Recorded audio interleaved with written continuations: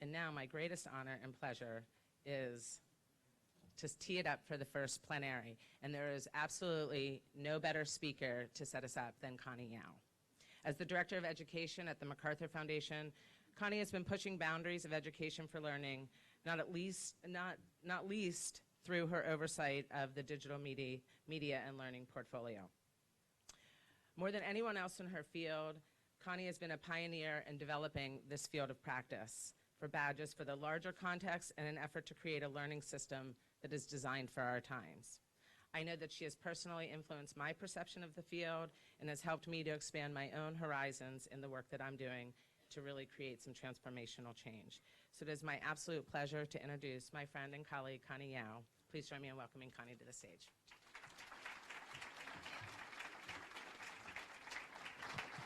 Thanks. Yeah. Which is forward and which is back? I never get it right. That's forward, that's back. Okay. Good morning. How is everybody? You ready for a great 2 days?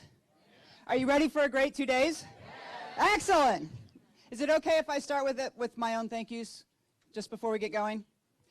And first I want to say there is no place I'd rather be right now.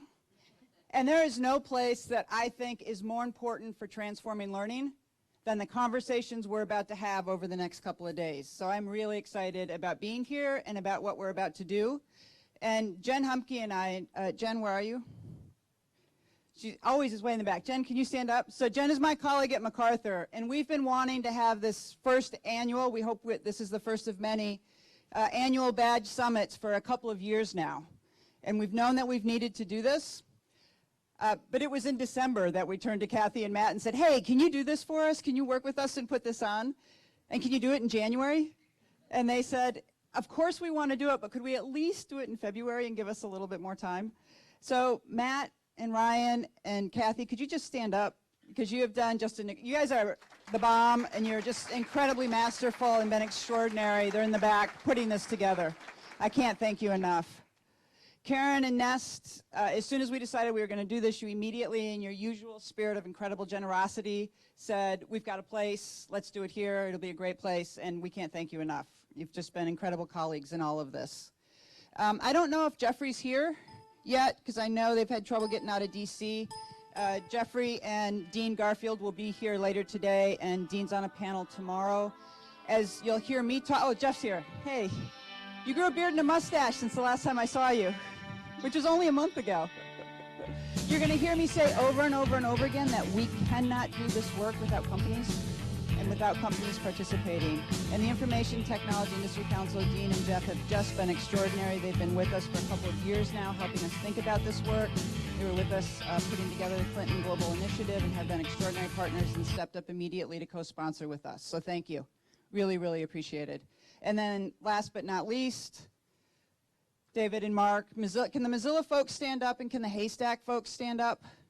We're getting our morning exercise in too. We've been in this together from the very, very beginning, and it's just been an extraordinary, and this is all of us working together. And before I get into really engaging in what I want to talk about today, I really just want to say what we're here to do over the next 2 days. We are going to be talking at you from a stage for just the beginning of the morning to sort of set a foundation. But more importantly is the conversations you're going to have amongst yourselves. And it's going to be about the networking, the connecting, the work that you're going to do over the next day and a half. That's going to be the most important, and that is what these next day and a half is about. And so before I even begin sort of jumping into what I want to talk about, I'd really like it if you could stand up and turn to somebody that you don't know, introduce yourself, and talk. Just say one thing about what you want to get out of the next day and a half, just so that we can begin on the right foot and know that we are absolutely here to meet each other and to engage in conversation.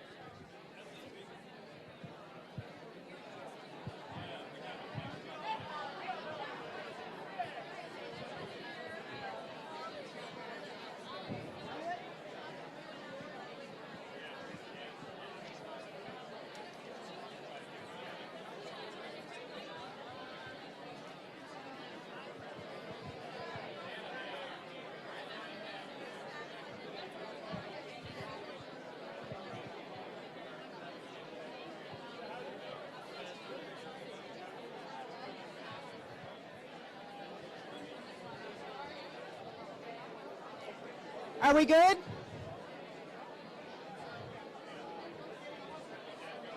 Have we met each other a little bit? I know, I'm never going to get it back. Okay. Clap once, clap twice. Good? Okay. Thanks, everybody. Shh.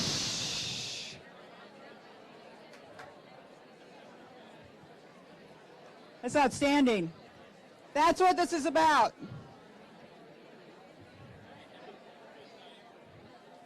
So this is what we're here for, guys.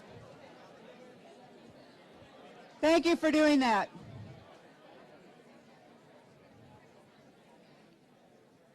So that level of noise, that level of engagement, these connections, this is what we're here for. And this is what we're going to do over the next 2 days. But what I want to do just to start the day is I want to lay a little bit of a foundation and perhaps a little bit of context for these conversations that we're going to be having. And as Karen said, I am the Director of Education at the John D. and Catherine T. MacArthur Foundation, and I've been there for a god-amazing long time, 14 years. It's a really long time. It's an incredibly long time in philanthropy. And for the last 9 years, I've been overseeing a $150 million initiative with Jen on digital media and learning. And so what I want to do in my conversation this morning with you all is to say a little bit about why badges, and to say a little bit about the what of badges. And in doing that, I want to share with you some of the things that we've learned over the last 9 years. Because if I can't do that, I'm a little worried about what I've been doing for the last 9 years. So that's what I'm going to do for the next about 30 minutes, if that's okay. Okay? And I'm going to stipulate, to start with, that there are at least 2 core challenges that we as a country are facing, but 2 core challenges that we have to prepare our youth for right now. The first challenge is an ever-widening economic gap. Whether we're hearing a conversation about minimum wage, taxes, the 1%, this is a part of our daily conversation, and it is a gap that the next generation is going to live in, and we have to prepare them for that. The second core problem is that we have an incredible number of really complicated problems that we have to solve. Whether it's climate change, everybody enjoying this winter? Immigration, water, these are systems level problems with many variables that no one system can solve, no one person can solve. They're interdisciplinary, they require teamwork, collaboration. They require an enormous new set of skills in order to solve.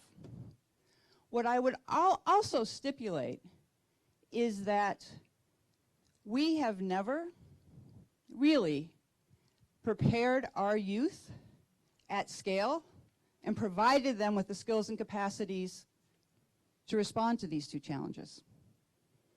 What else do we know? We know that no single institution can prepare our kids to respond to these 2 challenges. We have a really hard time admitting it, but we know that no single institution, program, or policy can really respond to the complexity of these 2 challenges. Here's the other thing that we know. We know that the most robust and engaging learning has to be relevant to the learner. It simply does, and we've always known that. That's not new, but our research keeps telling us that.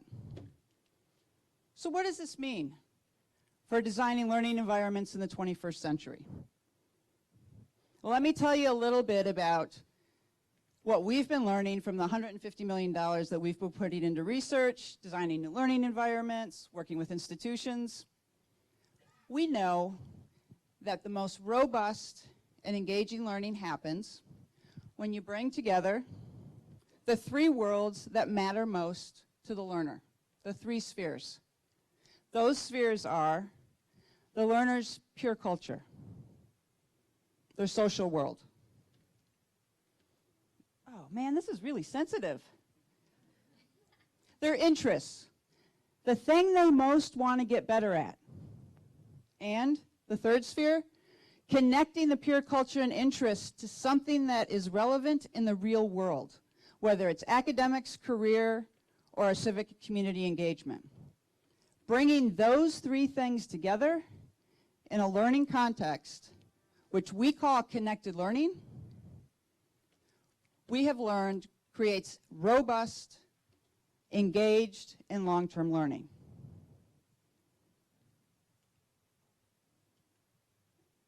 Jesus. Man, I'm blowing my presentation. What we also know is that when we bring those three things together, content is embedded in the learning. We're not arguing that the content in these books doesn't matter. It's just not passively consumed in a decontextualized way. Instead, it's learned through experience in ways that are connected to the world, and it's connected to the young person, to the learner's identity, because it's connected to their peer group and it's connected to what they're most interested in. And in a world that is constantly changing, which is the world that we're in now, learning becomes a lifestyle. And that's something that we have to be thinking about as we're developing a vision for learning in the 21st century. Here's what we also know is that there are lots of examples, some examples, incredible examples, where people are really beginning to bring these three worlds together. And many of you in this room are doing that. Whether it's the folks who have been reimagining the future of libraries with the U-Medias and the learning labs, the folks from the Hive Learning Networks, and if folks in the room don't know what a Hive Learning Network is, we have Kathy and Sam and Robert and other folks to really, and Chris Lawrence I think is here to really explain what a Hive Learning Network is. The deeper learning folks are doing incredible work in this way, the linked learning folks, the Green Dot schools. We've got good examples of trying to bring these three spheres together. Here's what we also know. It's really hard to do. It is really hard to do. And what we also know from our research is that because of the way in which our industrial-aged institutions are organized, these three worlds of kids are highly fragmented. Without yeoman's work to try to integrate the three worlds, it is only the kids that know how those three worlds connect, and an incredibly engaged, and at times an incredibly engaged parent. It is extraordinarily hard to bring these three worlds together. But here's the thing, and here's what our innovation gurus have told us, folks like Clayton Christensen, that once you begin to have a vision and an understanding of what your innovation looks like, once you've innovated on the edge, and the reason you innovate on the edge is because you can do it faster, more cheaply, and you can fail often, which is really hard to do in schools. But once you really get a sense of what that innovation looks like, think Tesla, right? And we do have the beginning of an understanding of what that looks like. So when we talk, and of the design principles, so when we talk about peer culture mattering, we know that what matters about that peer culture is that you have peers with a shared interest, that you're there with a shared purpose. It's not that you're the same age. This isn't about bringing kids together of the same age. This is about bringing folks together who want to get better at something, who have that shared interest. And when it's the shared interest, it's not necessarily just about consuming information about that interest. It is about production. It is about making and creating. Core design principles. And when we connect it to an academic or real-world opportunity, it is about connecting it with open networks. It's not about turning something into a single individual who grades it. It is about sharing what you've made or created to a broader community that you're connected to, who can give you feedback and have a cycle. So that the open networks are absolutely critical as we think about the design principles for our vision for 21st century learning, that these things are connected. Right, so as we begin to have a much better and deeper sense, we've innovated, we've experimented, we've built models. You all in the room have been a part of doing this work. We really have begun to nail this down. So what happens next? Our innovation gurus tell us we build hybrids. We begin to think about connecting back to the core. Think Prius. we begin to think about how to connect, how to create invitations for everybody else to participate. And if you think about it, we live in a world with extraordinary learning resources. We have an abundance of learning resources in the United States. Think about all the companies that are now stepping up and really want to participate in learning. Think about our incredible higher education infrastructure that we have. Think about all the adults who are interested in mentoring and contributing back into the learning system. NASA has 65,000 volunteers that want to participate. Peace Corps has 100,000 alum that want to figure out how to come back and mentor. Those are just two examples. Think about the incredible out-of-school network of programs that you all have participated in. The millions and billions of dollars from philanthropy that goes into education. We have incredible learning resources in this country. Think about all the online learning resources that we now have. We have an abundance.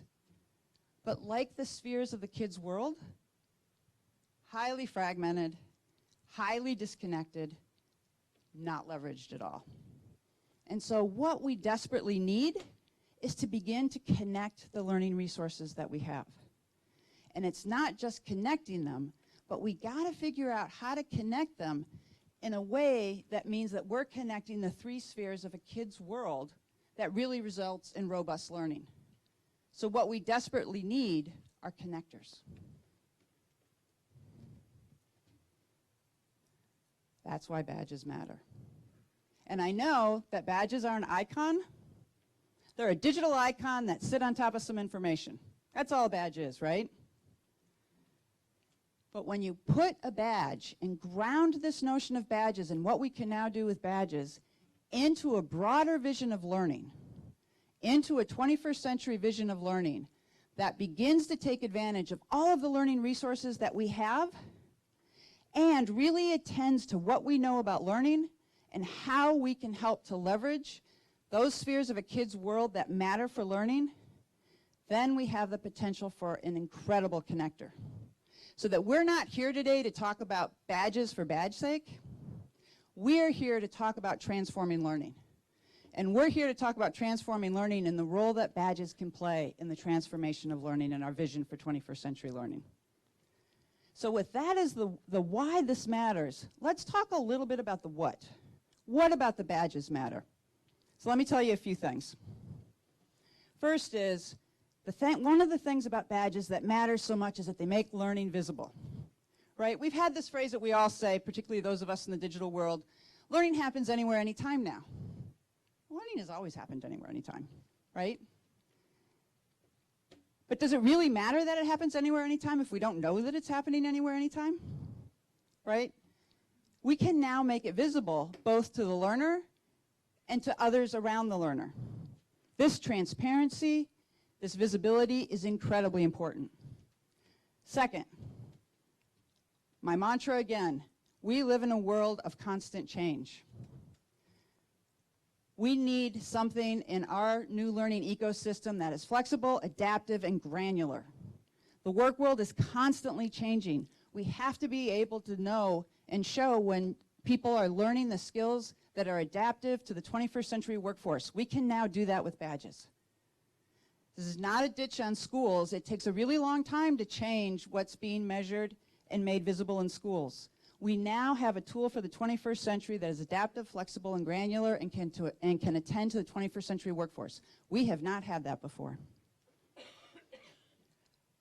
Badges have an open standard. Thank you, Mozilla. Mark will talk about this when he comes up and talks. Bottom line, none of this matters without an open standard. It is the holy grail. Without Mozilla's leadership on this, we would not have this. Thank God. It is extraordinary. Their insight and stewardship has just been huge. Third or fourth, fifth, I don't know what number I'm on, they connect to identity. They connect to identity. We carry our interests with us. We carry our friends with us. We don't carry our institutions with us. Our institution shouldn't own what we've learned. When we learn something, that should go with us. Again, thank you, Mozilla. Mozilla has really helped lead on helping us think about identity management and what is the infrastructure for making sure that we own our own learning data. and that badges are enabling this, and that allows us to connect it to identity and helping us to think about learning as a lifestyle. Really, really critical. Okay, this is the last one I'm going to talk about, but it's the one I'm going deep on, because I haven't gone deep on the others. Badges create learning pathways. Badges create learning pathways, and I'm going to talk about 3 pathways that I think are really important, and I would suggest that the work we're going to do together over the next day and a half is going to be about these pathways and how we think about pathways and how we think about the role of badges in pathways. First pathway that I just want to use as an example that I think is incredibly important. Interest-driven pathways. Those that have been a part of the digital media and learning world might also talk about these as hanging out, messing around, and geeking out pathways, or Hamago pathways. Whenever I talk about connected learning, particularly with people that have middle school students or parents, first thing they say is, kids don't know what they're interested in. That's a really nice model, but they're like 10% of kids know what the hell they're interested in. I can say that's true for mine. So how do kids find out what they're interested in? You don't just innately wake up one morning and necessarily know what you're interested in. It's a combination of both who you are and social context, right? It is constructed. Some of you might not know this, but MacArthur funded the largest ethnographic study ever done in the US on how young people participate with digital media. It wasn't a study of how many hours they spend with digital media. Media usage is a fine thing to study. But it was really a study of what the hell are they doing during those hours? Like, they're with digital media for 10 hours a day. What is it they're doing? One of the things that we learned from that study, it was led by Mimi Ito and Peter Lyman, 25 researchers, one of whom was Dana Boyd, who's now at Microsoft Research, and I'm making a plug. Her book is coming out in February or March. It's called It's Complicated. I hope everybody reads it. It is an excellent book. So here's what kids do. 9 times out of 10, and if you ask any of your kids, you'll probably recognize this. Kids are hanging out. What are you doing? What's that? Hey, did you hear about this? Did you try that? Did you check this out? It's referral and recommendation from peer group. Part of why peer group matters so much. It's how we find out about things. It is absolutely how we find out about things. And then once we find out about it, kids start to tinker. They play. They mess around. Lots of opportunity to do that online. Not so many opportunities in the way we've constructed our institutions, the U-Medias, the learning labs. People are working on that. Once they tinker for a little while, experiment and play, identity starts to kick in. And they say, I like doing that. I want to do it more. I'm going to geek out on this. Anybody have kids geeking out on Minecraft? Yep. Right? They tinkered with it. They found a friend was doing it, played with it for a little bit, realized that's what I want to do, and now you can't get them off of it. Right? Same. It could be they play guitar. It could be a whole set of things. That's the process. Now, what does that mean for badges? Hanging out with friends. The friend might say something like, you know, my mom told me about this maker fair or this Hive pop-up. I'm going to go this weekend. Kid goes with them. I cannot tell you how incredibly important these maker fairs and Hive pop-ups are. I cannot tell you how incredibly important they are, because they are places where kids get to taste and where they get to tinker. Now, here's something that is often a little bit controversial when I have conversations, particularly with people from schools. You can go to a maker fair and tinker and mess around, and what might you get? You might get a participation badge for going to one of those events and for just playing around. Folks who are really worried about the credibility of these badges will say over and over again, I'm not going to give a participation badge. What the heck does that mean? That really waters down the value of these badges. But let's think about the context of learning, the vision of a 21st century system, and what kids need in order to bring these 3 spheres together. Because what can a badge do? Badges can recommend other badges. Kids don't always know where the opportunities and the resources are. Chicago did this, and Nicole and Aaron and Beth may talk about this. I go and I tinker. I go back and I remember that I got a participation badge for tinkering in something. Could be I did something with Legos. I go back and I see that that Lego badge for participation, which doesn't really mean anything, recommends me to a robotics club. So that I then get to go and start geeking out. So that we have a pathway that may start with something as small as a participation badge, but because of the online system, because of what badges can do, they can begin to trigger for kids and even for adults the extraordinary abundance of learning resources that can connect to their interests. Really important to think about as we're building our pathways, why we're building them, and to think about it from the perspective of the learner. Second pathway, again, part of the Holy Grail, connecting in and out of school. And so I want to show a little bit of a video to get us going to talk about this, because this is a little bit of a complicated one. Isn't that a great slide? Nat Solti did all my slides. I just think this is one of my favorite slides. Can I play the video? Brian? Okay, we're going to play a little video.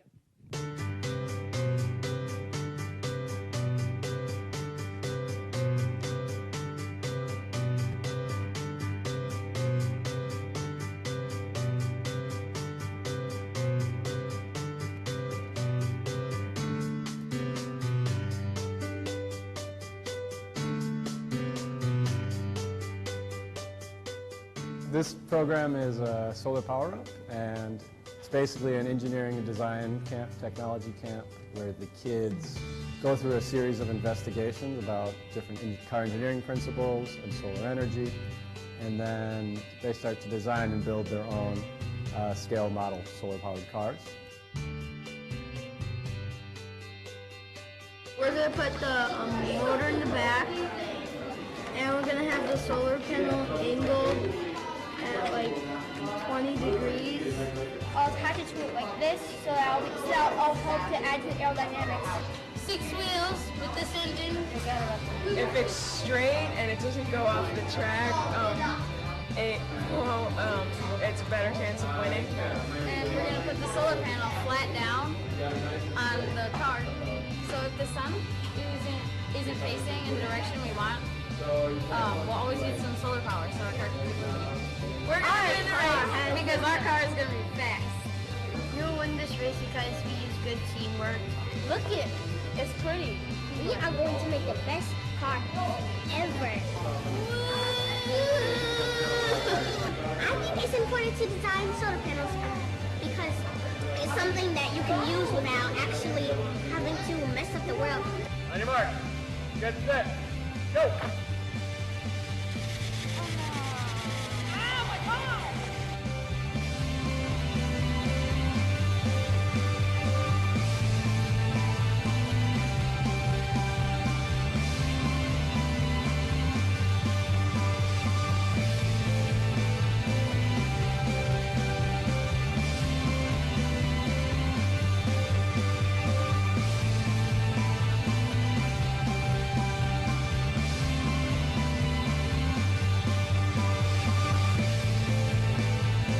I just can't believe it. It was a very fun race. I'm pretty sure I went the fastest at the end. But it was just luck. Yeah, It should be called the Lucky 7.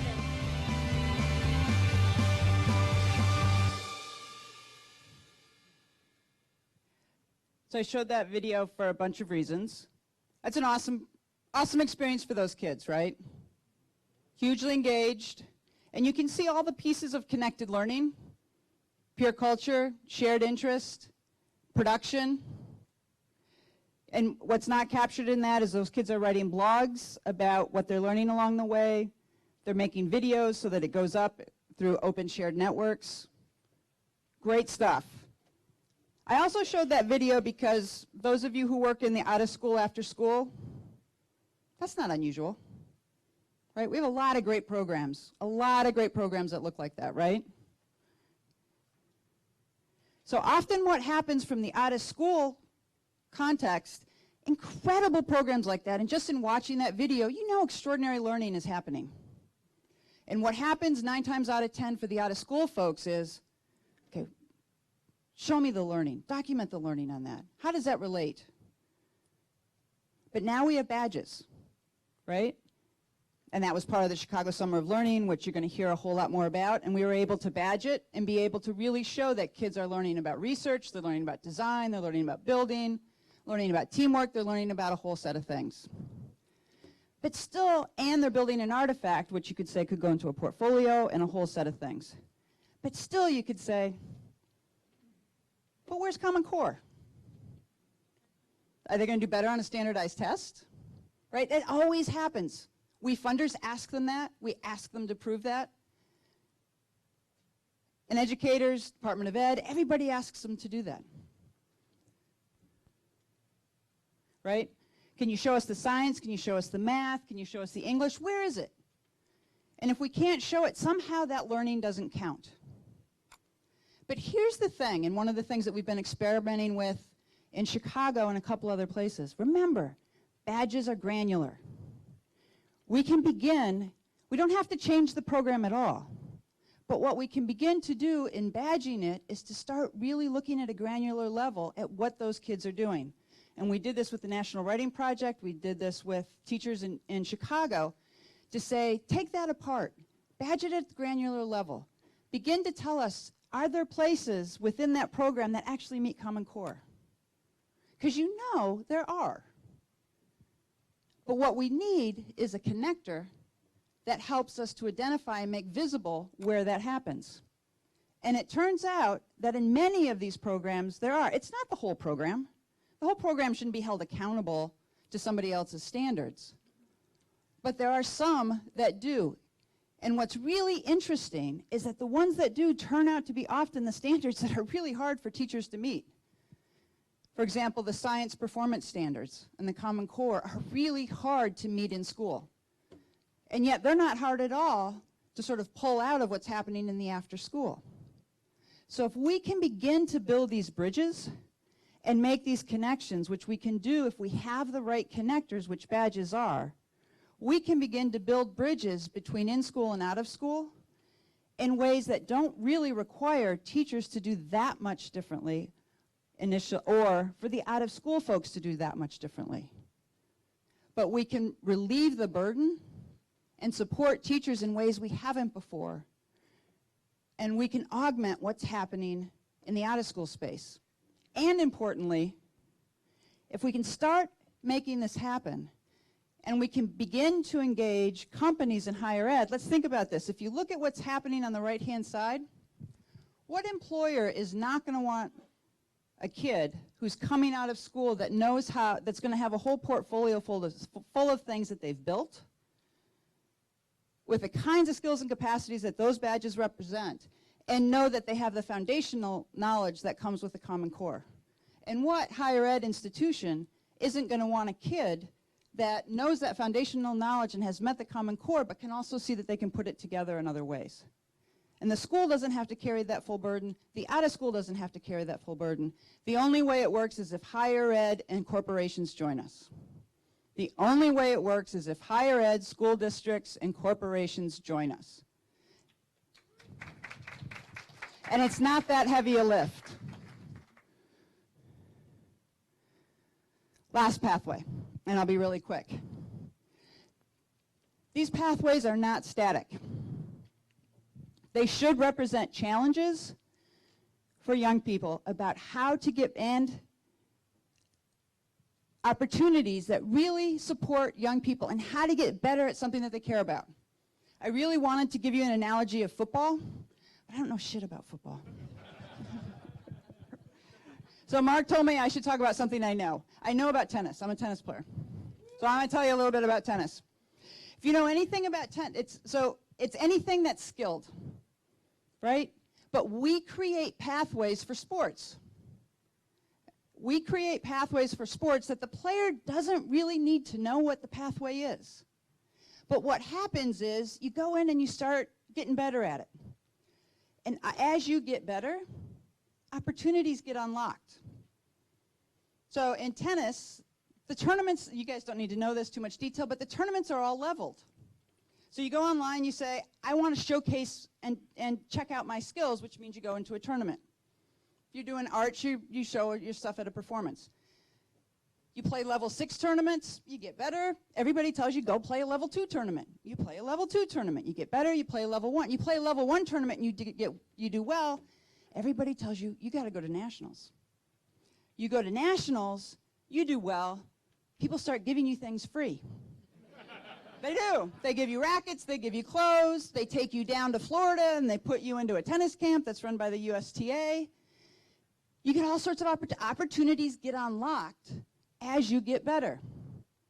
You get to 16, you get to 17, colleges come talking to you, right? Because as you get better, you get opportunities and access to resources, to people with expertise, and to more opportunities. Why don't we have these pathways available for all sorts of skills and all sorts of competencies? Why don't we have them in STEM? Why don't we have them in graphic arts? Why don't we have them across everything that connect to kids' interests that begin to unlock? And Nicole and Beth and Aaron, if we're lucky, will tell us a little bit about how they toyed with that over the summer in Chicago. Now, what I want to tell you with this slide is why these pathways matter so much. And remember that we are grappling with a core problem around economic inequality. Take a look at this slide, and then I'm going to tell you a story. What this slide depicts is the amount of money the top 10% spend on out-of-school and supplemental enrichment, and what the rest of us spend, and how that has changed over the last 20 years. It's tripled the top 10% in wealth. Let me tell you a story. Some of you might not know, before I joined MacArthur, I was a tenured professor at the University of Illinois. I did my research on how immigrant and low-income kids think about their future.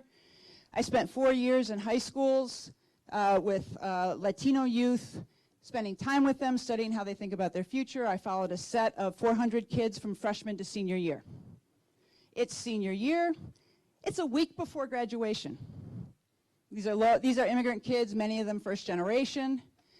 I've been talking to them forever, but I've got about 40 in a group, and we're just chatting, and I say, how many of you are going to college in the fall? They all raise their hand.